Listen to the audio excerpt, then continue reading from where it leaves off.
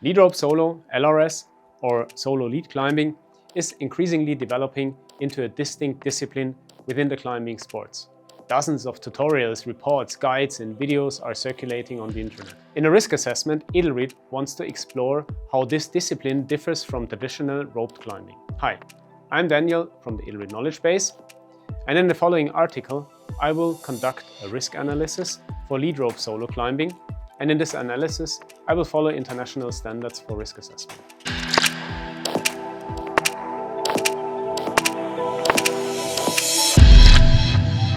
First, I will highlight the technical differences between the traditional team lead climbing and the LRS, and then investigate these differences for potential additional risks.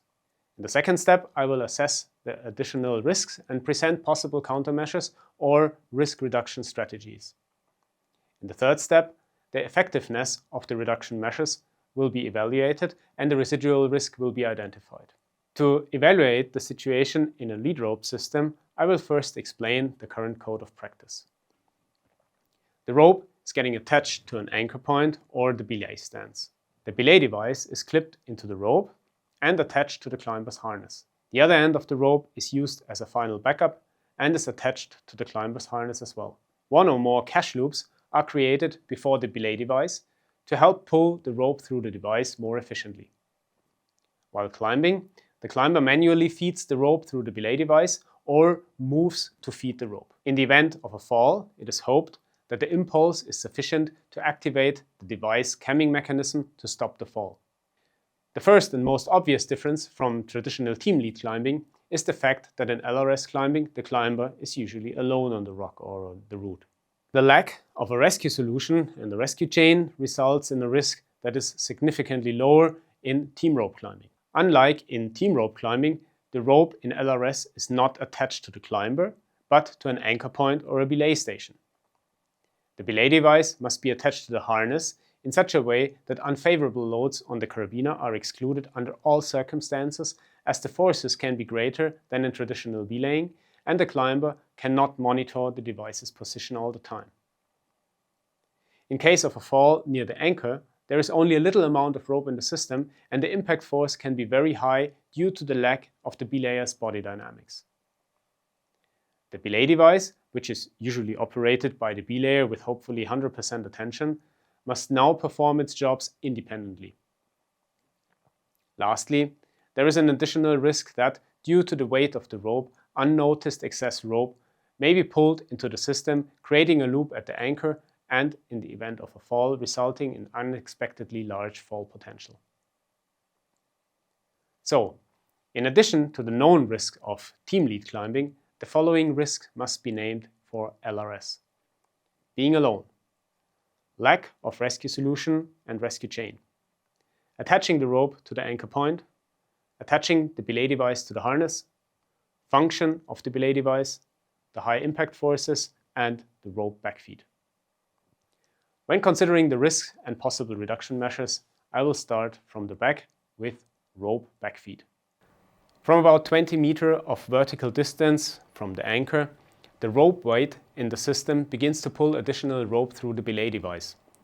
This can form a rope loop at the anchor, which can be several meters large. If there is no visual contact with the anchor or the climber isn't paying attention, the potential fall distance is increased by the amount of rope. If the climber is above a ledge or in steppe terrain, this additional rope can cause a collision with an obstacle or at least an unplanned long fall in the event of a fall. Fractures of extremities, ligament and tendon injuries, or more severe injuries can be the result. The rope slack can also cause the rope to deviate from its intended path and catch on a sharp structure. In the event of a fall, this can lead to rope damage up to the point of breaking, resulting in a potential fatal fall. Without appropriate countermeasures, the likelihood of a rope loop forming is very high. Therefore, the probability of occurrence and the extent of damage are significant, making this risk very high.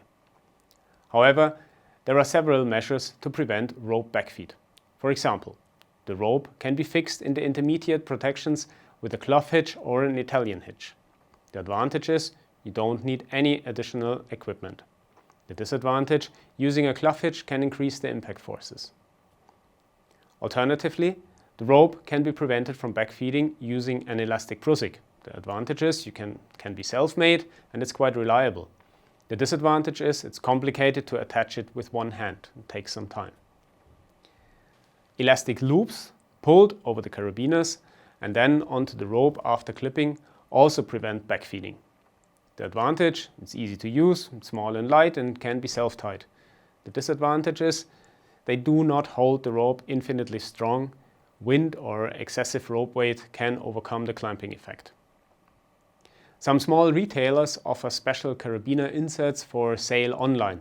The advantage is they're very easy to use and reliable. The disadvantage is they must be bought or you have to print them at home. All these measures are highly effective. When used correctly, the probability of a rope loop forming can be reduced to zero. Therefore, the risk with the use of reduction measures is very low. The high impact forces. In a partner belaying system, the belay device is usually attached to the belayer's harness. In the event of a fall, many components of the belay chain absorb part of the fall energy. The rope stretches, the rope runs through the system, friction on carabiners on all surfaces convert energy into heat. The harnesses compress and the bodies of the individuals convert energy into deformation. A significant factor is the acceleration of the belayer towards the fall load. In an LRS system, the end of the rope is attached to an anchor point and the rope runs through the belay device that is fixed on the climber's harness. Thus, a significant energy absorbing element, the belayer's acceleration, is missing in the system. The higher up in the pitch the LRS climber falls, the more rope is in the system. The smaller the fall factor is fall height divided by the length of the rope paid out, and the more energy the rope can absorb. With 25 meter or more rope in the system, even a longer fall of several meters feels hardly different from a typical hard sports climbing fall. Near the anchor, however, and especially before clipping the first intermediate protection in a multi-pitch route, the fall factor is very high, the rope can absorb only little energy, and the fall will be very hard. In unfavorable fall positions like sideways or backwards head first, an impact force from about 4 kN, depending on the climber's weight, can cause several internal injuries and spinal injuries. Near the anchor, the probability of this effect must be set to 100%. Therefore, the risk is initially assessed as extremely high. We have conducted several tests where the distance to the anchor, the amount of the rope in the system, the belaying method and the belay devices were varied. As expected, the impact forces were very high with little rope in the system, low friction situations without redirections in the intermediate protections, and a semi-automatical belay device without rope feed. With 10 meters of rope, 6 meters of free fall and an 80 kilogram person, and the rope fixed at both the anchor and the climber, we measured impact forces of just under 4 kN on the falling person. In the worst case scenario, the factor 2 fall into the anchor, however, a frequent additional effect occurs. Many of the semi-automatical belay devices used for LRS today have what feels like a blocking function.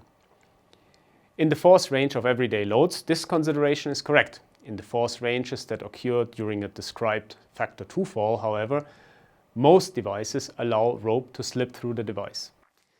The slippage value depends on the device, the rope diameter, and the rope condition, and cannot be generalized. With different ropes, we have conducted tests with a pinch and measured slippage values between 3.5 and 6 kN. These forces would immediately act on the falling person's body in a real scenario and could cause injuries due to the high acceleration, depending on the fall position and the body tension. The risk is therefore still considered high. A possible reduction measure for this problem is the use of so-called shock absorber slings, the screamers. To maintain a fully functional belay chain, the use of screamers with a residual braking strength of 22 kN is required. Initially, a first screamer can be placed between the end of the rope and the anchor point. Even in the factor 2 fall, this shock-absorbing device could convert a large portion of the fall energy and reduce the force in the system to the tier value of the device. Placing a screamer in intermediate protections also reduces the impact forces and the force acting on the intermediate protection, thus reducing the likelihood of insecure intermediate protection failing. Later in the pitch, screamers can be omitted as there is now enough rope in the system to absorb the energy. Depending on how many screamers are used and what their tier values are, the force in the event of a fall can be reduced to an extent similar to that of a normal sports climbing fall. Therefore, the remaining residual risk is comparable to that of a normal to hard sports climbing fall.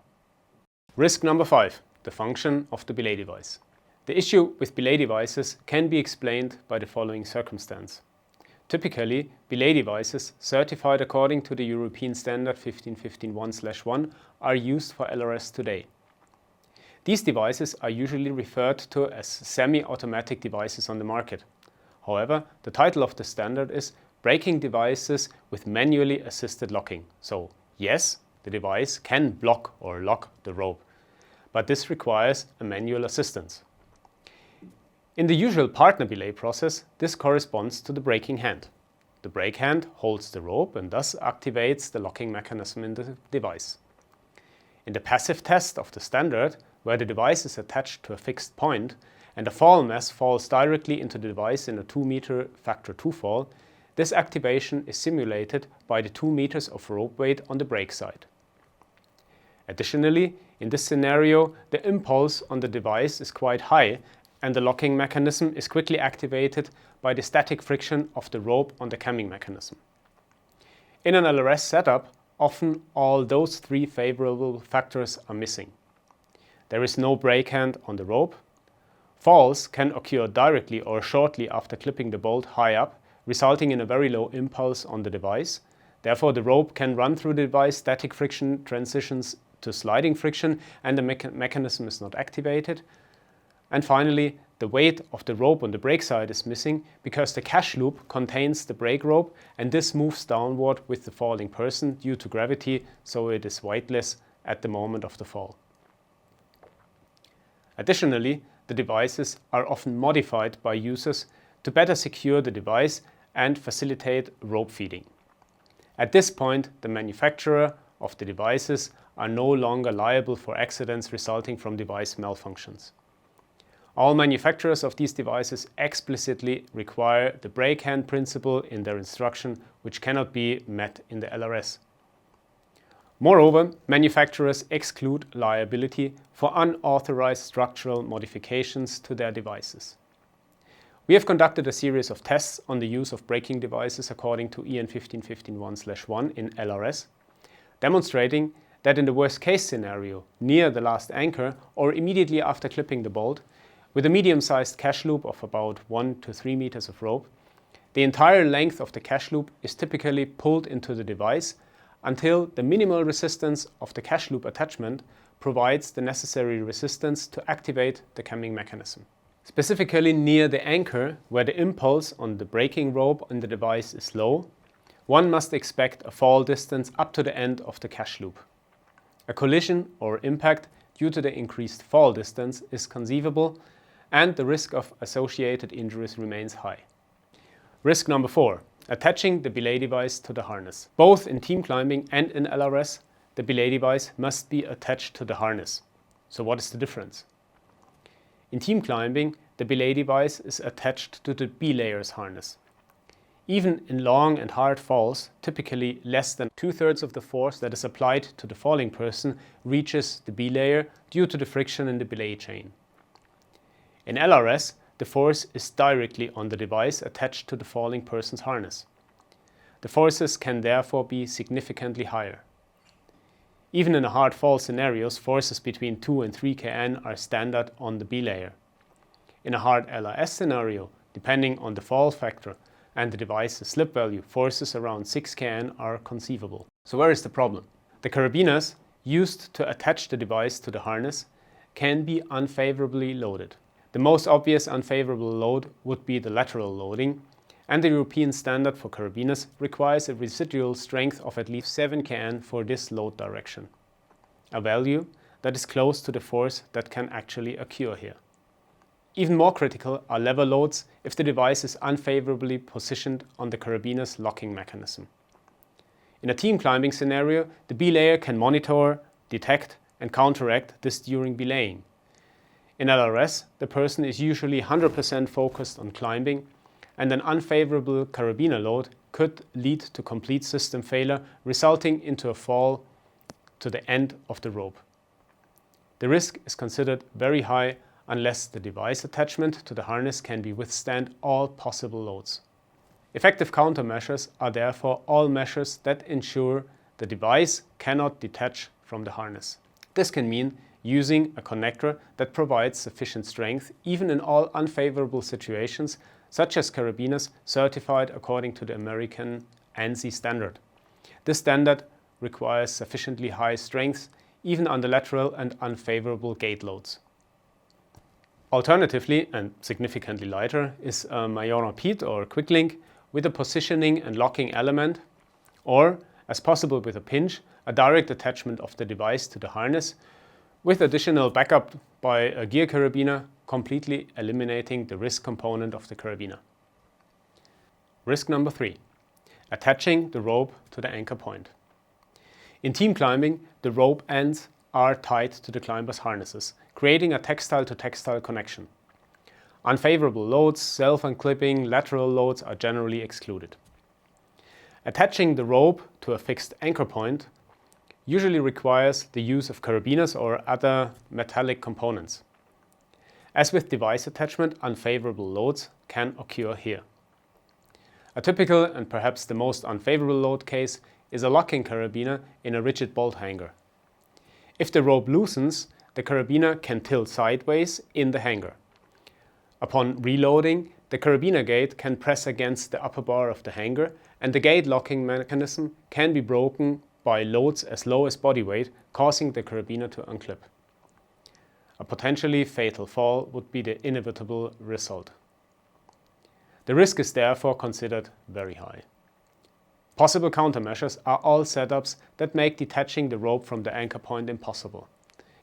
Examples of such attachments include directly tying the rope into the anchor point and all types of pure soft links.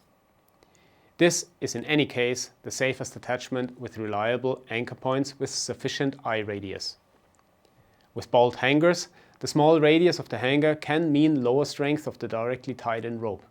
The reduced strength, however, is still significantly greater than the strength of an unfavorably loaded carabiner. Rope damage from hard falls can be reduced by interposing a 3- or 4-fold looped 120 cm sling. As with device attachment, a Major Pete with a positioning and locking element is an adequate means for rope attachment. The same applies to ANSI certified carabiners, although they are often significantly heavier. A safe binder or locking carabiner with positioning device does not provide any safety gain here, as the stamping load on the gate can occur equally. With multiple anchors, a cold redundancy, for example an unloaded series connections, using the previously described attachment solution is recommended. If available, sufficiently thick and healthy trees directly tied with the rope also provide a safe rope attachment. Risk number 2. The lack of rescue solution and rescue chain. If the leading person in a team is incapacitated and hanging in the rope, they can usually be lowered to the ground or back to the anchor by the belayer. In more complex situations in multi-pitch routes, improvised rescue procedures are available.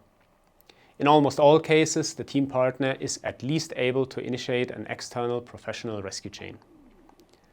A person who, for example, injures both hands in a collision during an LRS fall and can no longer rappel down by themselves, will require a non-trivial rescue procedure even in the protected environment of a climbing gym. Whether these rescue procedures and people capable of performing them are always available is at least questionable and should be thought out and planned in advance. And last but not least, our biggest risk is being alone. Less related to LRS in particular, but more to being alone in general. Accidents, incidents, and injuries that would not pose a fatal risk to a climbing team can be critically assessed for a single person. Direct and continuous visual monitoring by a second person would be expected minimum level of residual safety. This can significantly shorten the time to rescue in any case, even if the rescue procedure often remains incomparably more complex. However, direct visual monitoring contradicts the intention of solo climbing and will probably be rarely consciously organized. Alternatively, control calls or messages are conceivable. If there is no response within 30 minutes, the monitoring person will call for rescue in any case. This approach also does not provide an adequate solution. No one wants to worry about getting to the phone on time every 30 minutes while solo climbing. 30 minutes can be too long in a serious emergency, and the rescue could often be mistakenly called without reason. Crash sensors with emergency call function, as they are already widely available in the biking sector, could at least provide a minimal safety reserve. Being alone and the associated lack of a rescue solution poses the greatest risk in practicing a high-risk activity, and acceptable and meaningful reduction measures for this problem are by far the most challenging to implement. Sport climbing is a relatively low-risk sport when performed sensibly by experienced users. Multi-pitch climbing, alpine climbing, and mountaineering involve significantly greater and sometimes unpredictable residual risks, even for experienced users. Lead rope solo, especially in multi-pitch routes, increases the risk by several additional components that can be reduced by experience or the right countermeasures, but cannot be entirely eliminated. The fact that few LRS accidents are known today can be attributed to this discipline being practiced by a relatively small user group, often in very easy routes with low fall potential, or the users are absolute professionals who have approached their subject very slowly and carefully, and who have meticulously tested and perfected their systems.